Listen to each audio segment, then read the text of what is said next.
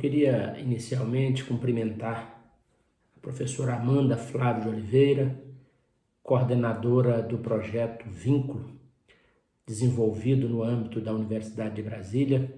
E queria também cumprimentar de modo muito especial os alunos que participam desse projeto, ressaltando a importância de iniciativas como esta no aprimoramento do saber jurídico, não é?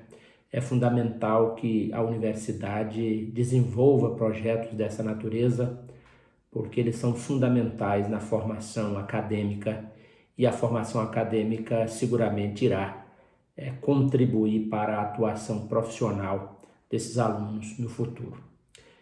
Eu queria também agradecer a oportunidade, né, de participar desse projeto, dizendo da minha alegria em falar sobre esse tema, que é exatamente a advocacia no Tribunal do Júri. Eu quero dizer que eu fiz o meu primeiro júri em 1996. De lá para cá, já participei de mais de 250 plenários e posso dizer-lhes que essa experiência tem sido muito rica na minha atuação profissional. Eu queria, para ser fiel aqui ao roteiro que vocês me encaminharam, né, eu queria responder a todas as perguntas, a todas as considerações que vocês fizeram e, eventualmente, faríamos algum comentário à látero para enriquecer o nosso debate. Primeiro, a primeira consideração é saber o que é o Tribunal do Júri e qual a sua competência. Bom, o Tribunal do Júri nada mais é do que uma instância do Poder Judiciário que conta com a participação da sociedade e que tem competência para julgar os crimes dolosos contra a vida. Nós costumamos dizer que o Tribunal do Júri é a instituição mais democrática no âmbito do Poder Judiciário. Por que mais democrática? Porque as pessoas que participam do Tribunal do Júri não são pessoas formadas em direito. Aliás, o que se recomenda é exatamente que as pessoas que venham a compor o Conselho de Sentença sejam pessoas das mais variadas camadas da sociedade.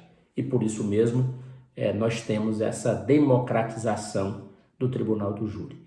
E o Tribunal do Júri, como eu disse antes, até por força do mandamento constitucional, julga os crimes dolosos contra a vida.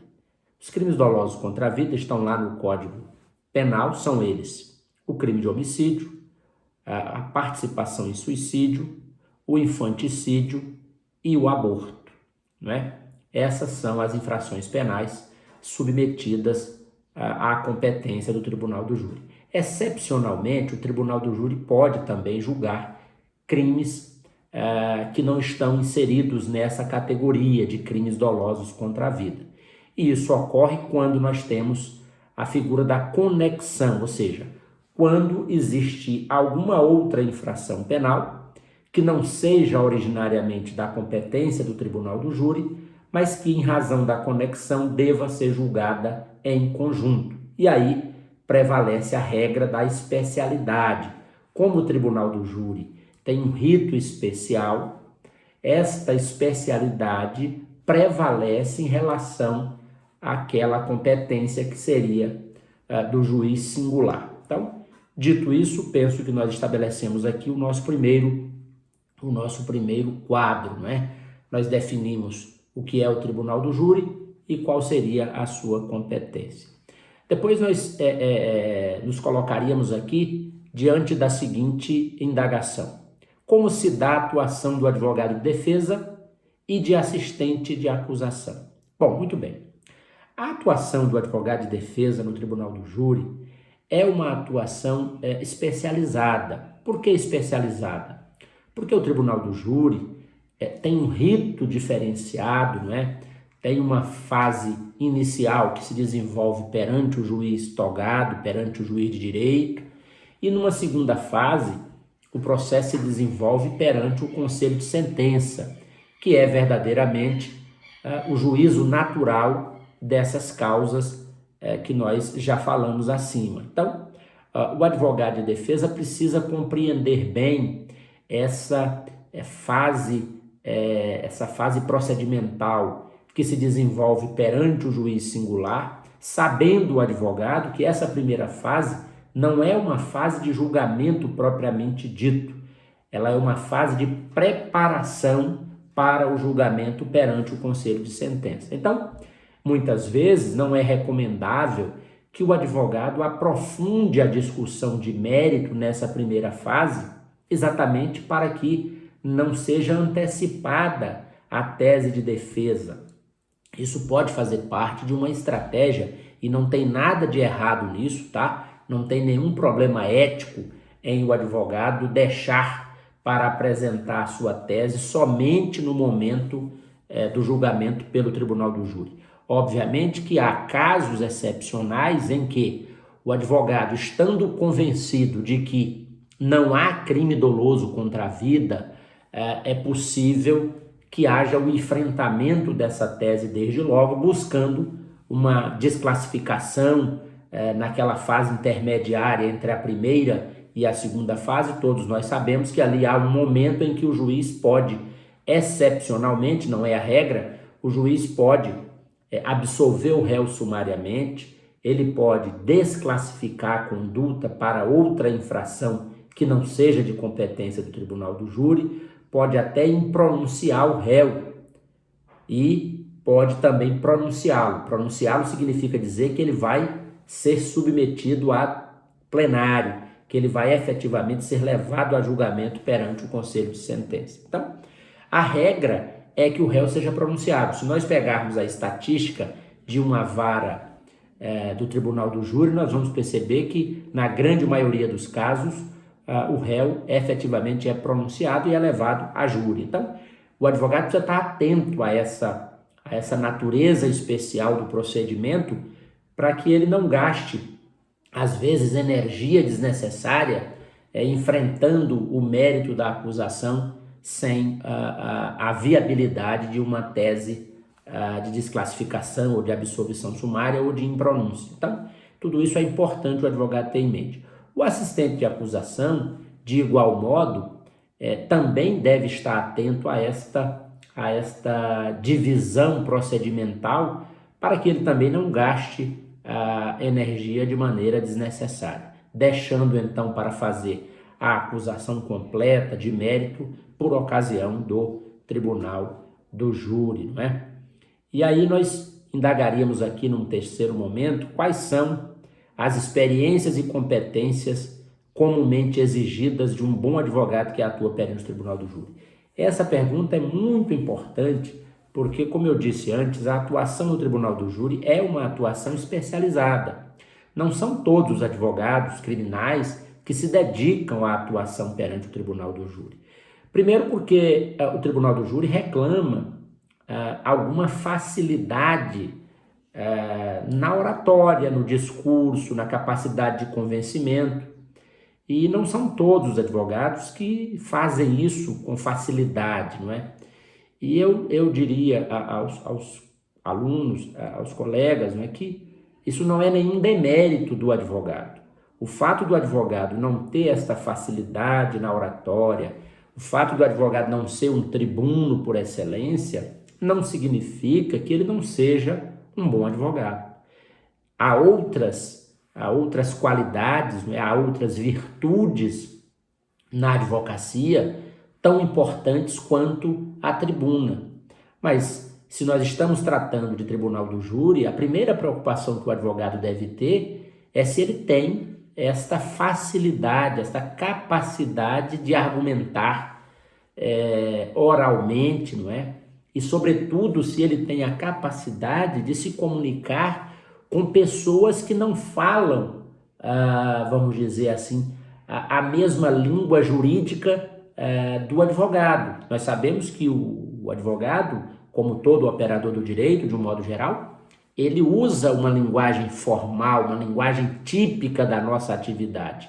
Mas se ele se comunicar com o conselho de sentença dessa maneira, seguramente ele não vai obter resultado, porque a linguagem, em última análise, ela deve buscar a comunicação, o envio eficaz de uma informação. Se o advogado usa uma linguagem hermética, típica do ambiente jurídico, ele seguramente não vai obter êxito na sua comunicação com o conselho de sentença. Por isso mesmo, o advogado precisa estar atento a isso. Não que ele vá usar apenas e tão somente a linguagem coloquial, mas ele precisa estar atento à necessidade de comunicar-se de maneira eficaz com aquele que vai julgar o seu cliente, que é o conselho de sentença. Naturalmente, o advogado também precisa usar conceitos jurídicos, até porque ele precisa convencer a própria acusação. O promotor de justiça, que é o acusador oficial, ele pode eventualmente curvar-se aos argumentos da defesa. E para isso o advogado precisa usar a linguagem acadêmica para convencer eventualmente o promotor de justiça. Então, essas características são fundamentais para uma atuação no tribunal do júri. Em relação ao espaço na advocacia, no tribunal do júri, eu costumo dizer sempre que sempre haverá espaço para os bons profissionais.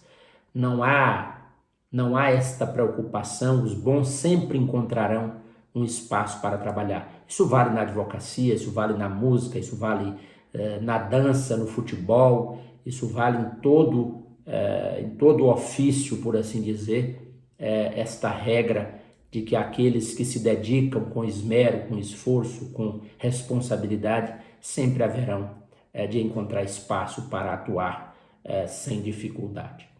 Então, eu penso que isso não é uma preocupação. A preocupação que o aluno, que o acadêmico deve ter hoje é exatamente com a sua melhor formação profissional. Eu diria então que quem pretende atuar no tribunal do júri ou na advocacia de um modo geral deve buscar, eu digo sempre isso para os alunos, quem está ainda em formação precisa encontrar, é como numa banda musical, você precisa encontrar qual é o instrumento com o qual você se identifica mais. Você gosta da área criminal, você gosta da área tributária, você gosta da área de família, você gosta da área civil empresarial, você gosta da área de compliance empresarial, que é um tema do momento. Qual é o local onde você se sente mais confortável? É esse o lugar onde você deve buscar a sua atuação. Eu queria, para encerrar, falar de um caso interessante que eu atuei e que eu tenho na memória até hoje. Eu ainda era estagiário do curso de Direito, lá nos anos de 1996, e eu fazia assistência judiciária por meio do Conselho Penitenciário do Distrito Federal. E nós atuávamos em processos em relação aos quais nós não tínhamos uma vinculação contratual. Nós fazíamos advocacia gratuita e pegávamos os casos ali, no balcão do Tribunal do Júri, nós recebíamos os casos para cuidar. E eu assumi uma defesa certa feita de um senhor que estava preso, acusado de 4 tentativas de homicídio. E eu então fiz a defesa desse senhor, conseguimos no plenário desclassificar a conduta dele para lesão corporal e ele acabou sendo colocado em liberdade. O fato curioso é que esse moço tinha 30 anos de carteira assinada na mesma empresa. Era um homem de bem que, num desses infortúnios da vida, se envolvera em um caso dessa natureza. Ele acabou tendo a sua conduta desclassificada e foi colocado em liberdade no plenário do júri. E o que me marcou mais ainda é que, dias depois, esse moço foi na minha casa com a irmã dele. Eu morava sozinho, estudando, morava num apartamento pequeno, e um dia bateram na minha porta e quando eu abri era esse senhor chamado Timóteo Tomé do Nascimento, ele e a irmã dele. E eles foram na minha casa me levar uma calça e uma camisa de presente. Naturalmente que isso não tinha um valor econômico de honorários, mas o gesto daquela família em agradecimento ao nosso trabalho muito devotado naquele momento, me fez com que esse processo ficasse na minha história. E eu costumo dizer sempre que mais prazeroso do que ganhar honorários é ter o reconhecimento daquelas pessoas para quem você advoga, para quem você atua e por quem você tem a oportunidade de fazer, de buscar justiça, de buscar uma prestação jurisdicional que seja satisfatória naquele momento. Então, esse é um caso que eu gosto sempre de contar porque ficou marcado na minha vida. Muito obrigado mais uma vez à doutora Amanda e aos membros desse projeto maravilhoso que é o Projeto Vínculo, desenvolvido no âmbito da Universidade de Brasília.